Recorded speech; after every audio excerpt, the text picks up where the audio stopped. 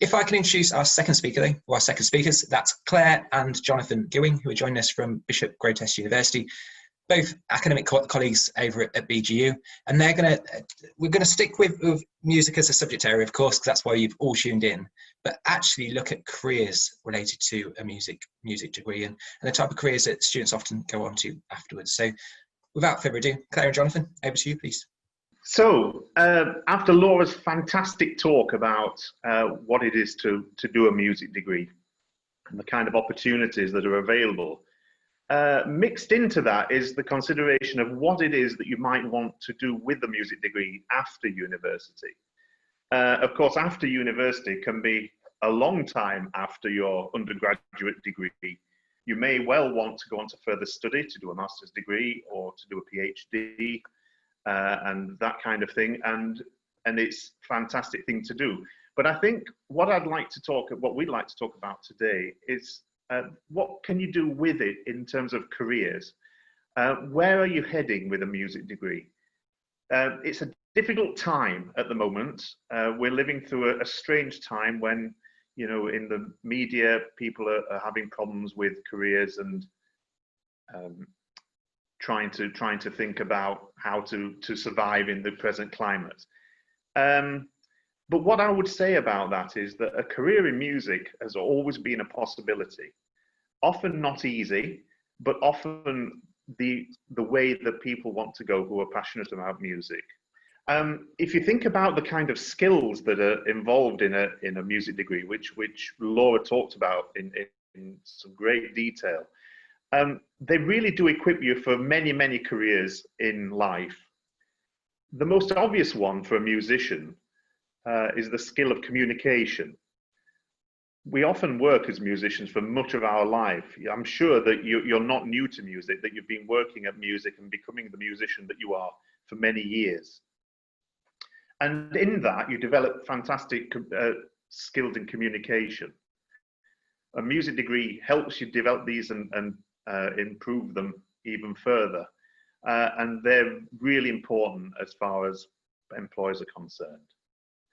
The ability to present and to use teamwork also comes into a music degree. The way that you use ensemble skills and the way that you can develop the way of working with each other and give and take is really, really important. Also with teamwork, all the ensembles and orchestras that you get to do throughout university will help. And when you're looking for employment, you'll be able to write that on your CVs so that it'll follow on really clearly what you can do. And the idea of creative thinking as well is really important. And that's found in all of your degrees. You'll find whichever one you decide to do, that you've always got to think outside the box within all of them, researching, as Laura said, and finding further information. The art of negotiation as well, as you'll know from different groups that you probably already perform in, is really important. And it sometimes takes quite a while to develop that skill. So the fact that you can do that is fantastic. And then that it goes into every different employable job that you would want to have. Time management as well. Not only time in terms of playing and singing in time, but also how you manage your time in your personal life and your work life is something that a musician develops very early on. The practical musician particularly looks at all sorts of skill sets, such as arriving at rehearsals on time, you know, managing your rehearsal, your personal practice time, arranging to meet people, arranging to work together, over and above the usual arriving at lectures on time. That's a great skill to develop for future careers. Interpersonal skills as well, you know, working with each other. Musicians are notoriously good at this in the wider field of employment. Persuasiveness, persuading people of your point of view. In interpretation, for instance, as a performer, you're all about persuading people that you are performing in a way that demonstrates the meaning of the composer. If you're a composer or a creator of music, you're persuading people of the value of your own music. Versatility as well is part of that. So is analytical and research ability. The analysis of music as a discipline is a very, very good general skill in terms of taking apart structures, understanding how they work, and then how you can translate that into other spheres. Many musicians that we know, I think, work in spheres other than music. Anyway, maybe we'll go back to a few more obvious careers for the musician.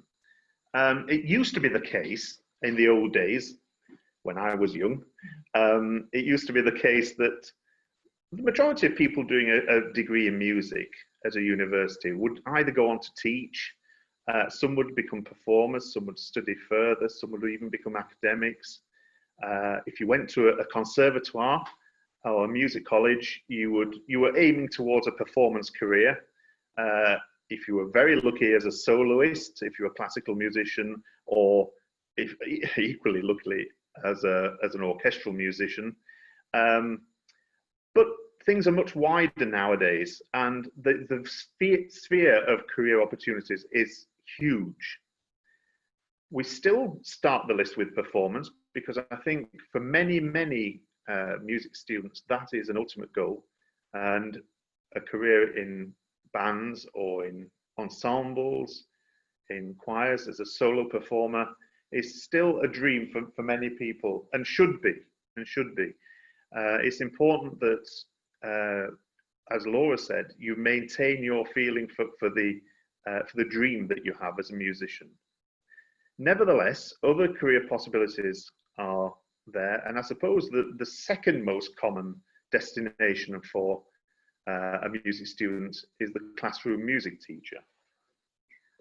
It's really important, if you've already got the idea that you'd like to be a classroom music teacher, that you look very, very carefully at which degree you're going to do. I teach on a PGCE secondary music course, and sometimes it's really important that people have been told in advance what the requirements would be if you want to go on to be a secondary school teacher. You need to think very carefully if that's something that you think you might want to pursue, that you have a look at the requirements within schools. So what is taught within GCSE and A-level or BTEC or rock school, and whether or not the degree that you've chosen to do will actually give you all of the requirements to be able to go on and then do a PGCE. Obviously, sometimes when you're starting at university, you're not really sure what you want to do. So it's not the be all and end all, but it is an important aspect of it. Of course, if you decided that you wanted to go into further study to do a PGCE or a STIP course or something along those lines, you could go into that, but also look at for an instrumental teacher. There are some institutions that do a combined course for classroom and instrumental teachers. So that's another option that you could do. One thing that we found some of our ex-students have gone on to do in music is gone on to further study on music therapy, which is fantastic courses to do that, fantastic job to end up with, linking very much to well-being and health. And it's something that I've found a lot of people who are interested in psychology of music go on to do. Going back to kind of the traditional styles of music, we're going back to the conductor or musical director. It might be that some of you absolutely love conducting groups that you're in, and that's another career that you could go on further to do. Now that might be as a professional conductor, kind of where you would need to go on and do further study, or it might be for more local orchestras or choirs, and that might be part of your job, and you might work for, say, a music service as well, for example, where that could be part and parcel of the job within that. The composer or arranger is a highly central role in a musical career. It encompasses many different things. The traditional composer of works, but also the arranger working in commercial circles, the arranger and composer working for computer games, for instance, and that sort of thing. So there are many opportunities there. There's also many careers allied with music that aren't particularly taking part in the act of making music. Some of those are significant, sort of music management, working with agencies, performer agencies, working with companies that run music workshops, for instance, and then being a facilitator or animateur. Animateur is a person that makes music happen, often in the community, often with groups that where music needs to be brought to them, and running things like choirs, community workshops in music. It needs a great communicator, it needs a personality that can bring that off, and there are courses to study that. I've already mentioned the possibility of being an orchestral musician, which is a fabulous career for talented instrumentalists, and being part of that world in opera and orchestral music is a possibility, a distinct possibility. And music production as well, the creative and administrative roles. Okay, alternative careers could be with regard to being with music retailers. You've got to remember that with any degree, we've already commented on the important influences that you've got within your degree and how it can go out to different careers. So music retailers is one that's really, you know, kind of there and central, and we need that. We need people to be going into that. We've got media organisations such as music magazines, looking at working kind of on the publicity side as well, on the publishing side. Community workers are becoming more and more important, charity and community workers, and having the music slants with that as well is really, really beneficial. Places like the British Heart Foundation, lots of different music therapy trusts, different hospices and things like that also have community-based music things. So that's all things that you could look at doing within that job. Yeah, music for well-being is a huge area of growth at the moment. Music as an aid to mental health, to improving mental health, and within those realms, music therapy, animateur, and community work are all parts and all legitimate career paths. A little bit further away from the music sphere, but we know of musicians who have undertaken music degrees who have gone on to work in the civil service and mental health, but also the career path for a musician in the armed forces is sometimes not quite at the top of the list, but it's certainly worth considering, especially if you're a talented woodwind player. One that we've skipped down is the general classroom teacher, and by that we mean kind of going into primary schools. So you might have a degree in music, but you might decide that you want to be a primary school teacher, and that would work straight away with your music degree. If you wanted to be a music specialist within a primary school setting as well, that would be perfect. You would have to go on to do further study of a PGCE or of an equivalent, but primary as well is an option within that. And likewise, if you wanted to be a lecturer, you may decide that you would like to work in further education or higher education, and that is something that you could go into as well. Jonathan already mentioned about filming and gaming companies with the last slide, but I think it's really highlight that at the moment. There's been lots and lots of research done on music for gaming, and the kind of breadth that you could go into for work in that is massive. So that might be something that you would want to look at as well. Okay, so I think just a few things to consider. Really, things to mull over as you're choosing a degree course and considering studying music at university or conservatoire or other avenue. Certainly echoing Laura's idea of looking carefully at the content of the degree courses offered.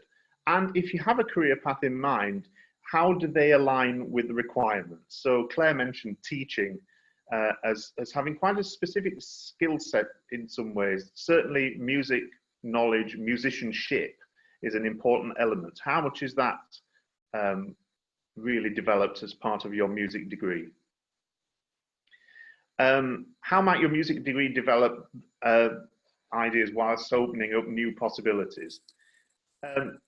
The thing is not to go into it with a closed mind. Yes, it's great to have ambition and it's great to have a goal, but also there may be skills that you're yet to learn that may be your career. As a musician who started in music at the age of 4, and Claire even earlier, you know, we already by the age of 18 were quite established in what we thought about music, but we both had our horizons broadened when we got to university. So don't discount any possibilities. Really, we've already covered the third point. If you have a career in mind, what do the employers require? And it's worth considering that as part of all the things that Laura talked about in terms of looking at the degree course. And the fourth and last point is the portfolio musical career. I think almost every musician that we know that are professional musicians has a portfolio career. In what that means is that you do many things to make up your career. Yes, you may be a lecturer, but you may also be a performer. You may be a classroom teacher, but you also may run a choir. So it's not all one thing. Do consider the range of possibilities. Do some research. Have a look at the ISM website. That's the Incorporated Society of Musicians.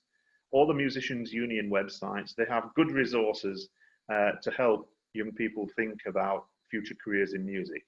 It can be a bit bewildering, but it's exciting as well. So good luck with it.